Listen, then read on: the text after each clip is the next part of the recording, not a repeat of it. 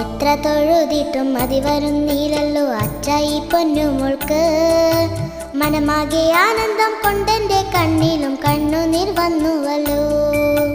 പാഠങ്ങളെല്ലാം എളുപ്പമായി തീർത്തിടാൻ പ്രാർത്ഥിച്ചിടണം മോളെ. വ്യാധികളൊന്നും വരുത്തല്ലേ എന്നും നീ തൊഴുതു പറഞ്ഞിടണം.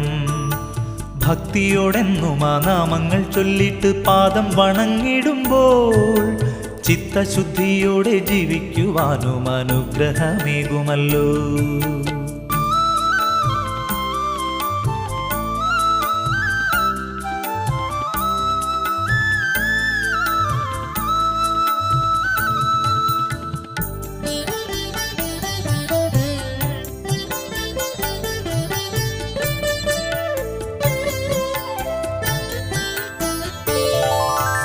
ഏട്ടനെ പോലെന്റെ